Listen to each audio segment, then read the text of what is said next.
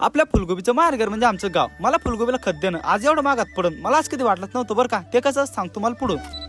तर जय श्रीराम मित्रांनो, मी तुमचं अमल. तर स्वागत आहे तुमचं आपल्या पुन्हा एका नवीन आपल्या मराठी ब्लॉग मध्ये. आज सकाळी सकाळी मोठ्या पाटा आला होता आपल्या आई साहेबांसोबत शेतात, कारण की आज द्यायचं होतं आपल्या फुलगोबीला खत. आणि खत काय दुसरं तिसरं कोणतं नाही बरं का, तर आपल्याला द्यायचं होतं युरिया. आणि हा तोच युरिया जो मार्केटमध्ये सध्या भेटाना झालाय. पण तुमच्या वाहनं कुठेतरी जुगाड लावून आणल्यात 5-6 गोण्या. आता युरिया तर मार्केटमध्ये भरपूर आहे बरं का, पण दुकानदार काही शेतकऱ्याला द्यायला झाली आणि दिला पण तर त्या गोणीसोबत दुसरी खताची गोणी हवली करून देऊ राहिली, म्हणजे ती काही शेतकऱ्याच्या कामाची नाही. आणि सर्वात मोठी धक्कादायक गोष्ट ही आहे की आपल्या महाराष्ट्राचे लाडके कृषी मंत्री बसले तिकडे रमी खेळत, त्याच्या काही इकडे शेतकऱ्यावर लक्ष नाही. असं आपल्याला तरी काय करायचं, आपलं जे चाललं ते बरं चाललंय. 5-6 दिवसापूर्वी पडलेल्या पावसामुळे वातावरण एक नंबर झालं बरं का, पाण्याची मात्र कमीच नाही. आणि त्यातल्या त्यात तुमच्या अंगामध्ये पार एवढा किडा आहे ना, कमी काही कुठं केल्याशिवाय शांत बसत नाही. आमच्या शेतकऱ्याच्या कष्ट करायला कधीच कमी पडत नाही. कमी पडते ती फक्त आणि फक्त इथली व्यवस्था त्याच्या पिकाला योग्य भाव देण्यासाठी, शेतकऱ्याचं भलं करण्यासाठी प्रत्येक जण तयार आहे बरं का. मग तो विरोधी पक्ष असू किंवा सत्तेतला, या दोघांच्या भांडणामध्ये आमचा शेतकरी इकडे मरतोय याची जरा सुद्धा यांना लाज वाटत नाही. बाबा आता तुम्हाला बोलता बोलता कधी टाइम जातो हे माझं मला पण समजत नाही. झालं बरं का आपलं खत टाकणं. आणि आपल्या 19,000 फॉलोअर कंप्लीट केल्याबद्दल आपल्या तमाम शेतकरी बांधवांचे मनपूर्वक आभार. चला तर मग आता मी जातो बरं का घरी. तोपर्यंत तुम्ही करून टाका आपल्याला फॉलो. आजच्या दिवसासाठी इथंच थांबतो बरं का. तर लवकरच भेटू आपल्या अशाच नवनवीन व्हिडिओ मध्ये.